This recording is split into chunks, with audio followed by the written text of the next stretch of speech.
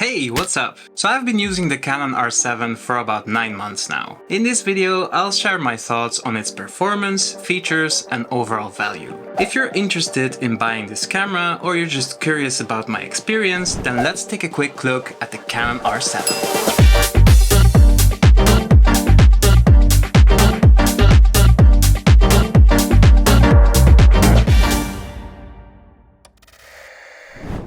Let's start with the design and build quality. The R7 is sleek and modern, with high quality materials and a weather sealed body that makes it ideal for shooting in various environments. It's comfortable to hold with a nice grip and is quite compact, making it easy to carry around. The button layout is intuitive and can be customized to your preferences. There are only 2 dials, so you can't map the full exposure triangle to them. However, the ISO button on top of the body worked well for me, no problem. But I do know some people really want those 3 dials. The R7 has 2 unique buttons, the power button with 3 functions, off, on and video, and the back dial merged with a joystick. The back stick? Joy wheel?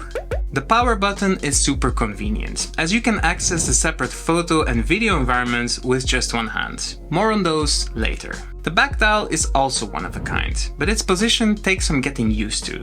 However, your thumb naturally tends to land there anyway. I did accidentally touch the joystick on multiple occasions though, trying to change aperture. There's also a D-pad with a couple of extra buttons, but honestly, I must admit that I do prefer the button layout on the R6 Mark II, but of course, this is subjective. By the way, if you want to set up your R7 like a pro, I have a comprehensive guide on how to do so. I'll link it at the end of this video. The Canon R7 features a nice selection of ports, including USB-C, HDMI, inputs for headphones and a microphone, and a remote input. Additionally, it has dual SD card slots that are ideal for expanding your storage, backup options, or just separating your photos and videos. As with most modern Canon mirrorless cameras, we have a fully articulating touchscreen and a built-in electronic viewfinder. Both are great, clear, bright and high resolution. The R7 uses the LPE6 NH battery, which provides impressive battery life. It also has USB-C power delivery for unlimited recording. I never really worried about battery life. It also has the RF mount, but more on that later in the video. Now let's talk about some of the features of the Canon R7. First off, it has a 32.5 megapixel sensor with Digic X processor. I really like the high megapixel count, as it allows for more flexibility when cropping photos. Now let's discuss the elephant in the room, the APS-C sensor. Honestly, it's perfectly fine. It won't perform as well in low light situations as a full frame camera, that's just a fact. If you push your ISO above 6400, you'll definitely get noise in your shots. However, there are plenty of good noise reduction tools available, or you can use a fast prime lens. It's also less of an issue when shooting mostly video, since your shutter speed will be quite low anyway. So I don't believe it's a deal breaker. What you gain with the cropped sensor is reach. With a crop factor of 1.6, you can get much closer to your subject, so for wildlife photography, that's a big plus. The R7 is also fast, allowing you to shoot up to 15 frames per second with the mechanical shutter and up to 30 frames per second with the electronic shutter. This is great for capturing fast-paced action shots or crazy pets. What really stands out about the R7 is its autofocus system.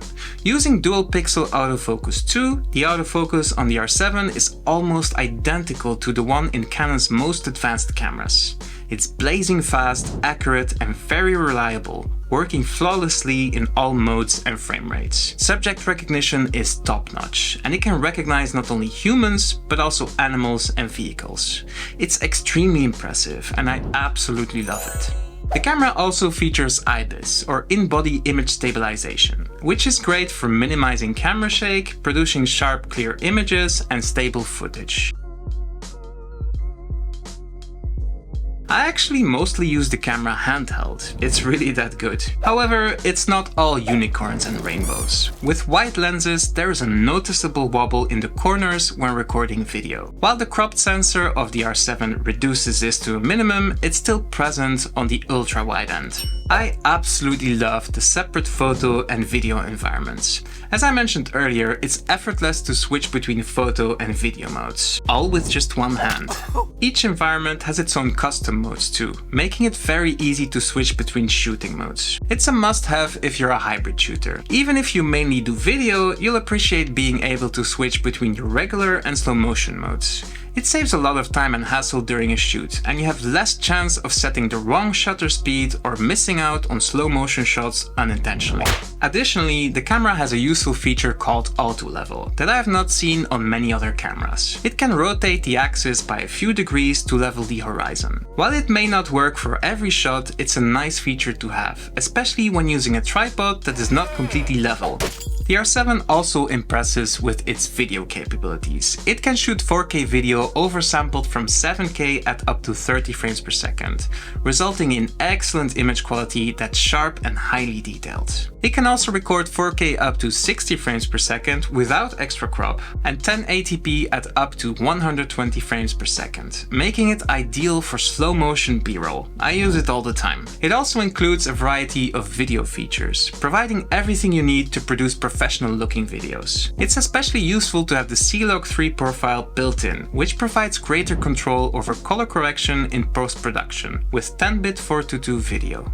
And it has no 30-minute record limit, which is perfect for extended video shoots.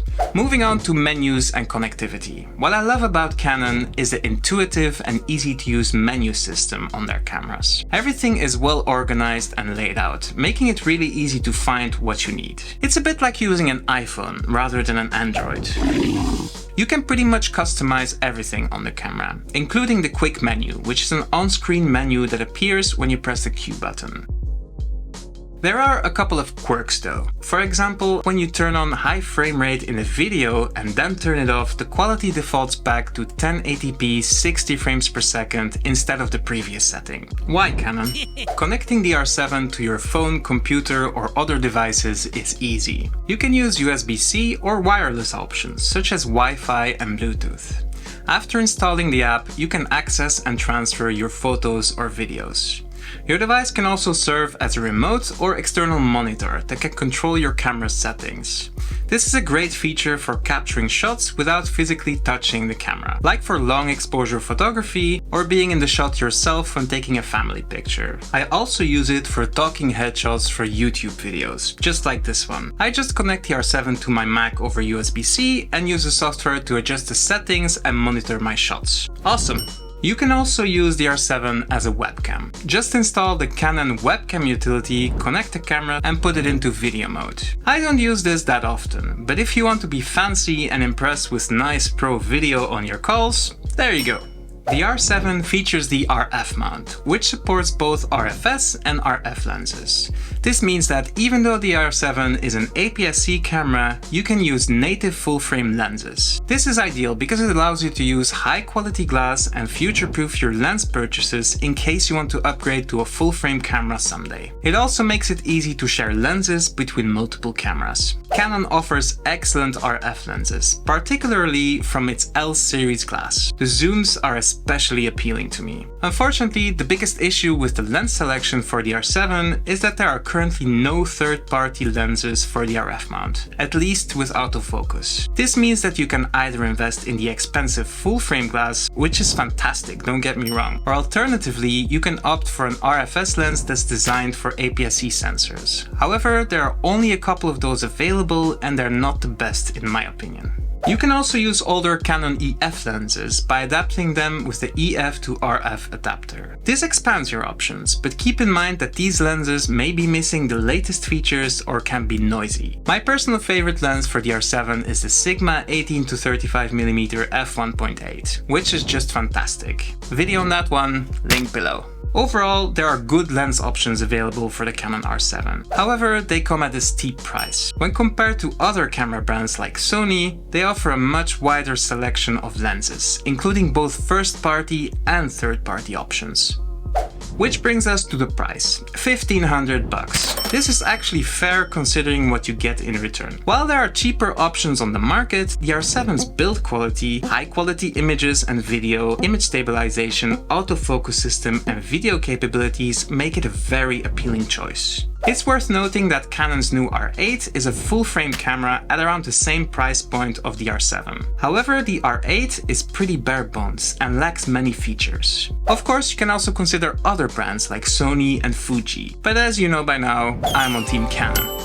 So how do I feel about the Canon R7 after almost a year? Well, I've used it for client work, YouTube, family, friends, and of course, pets. I even used it as my only camera for half a year, and it's been fantastic. I never really felt like I was missing something. While I've since moved on to a full-frame camera with the R6 Mark II as my primary, I still use the R7 all the time. It makes for an awesome B cam too, especially with the same batteries. In the end, the R7 is an exceptional camera that is well designed, durable, and packed with features. Whether you're into photography, video, or both, this camera is an excellent choice. I have zero regrets about buying it, so if you're on the fence, go for it. You'll love it.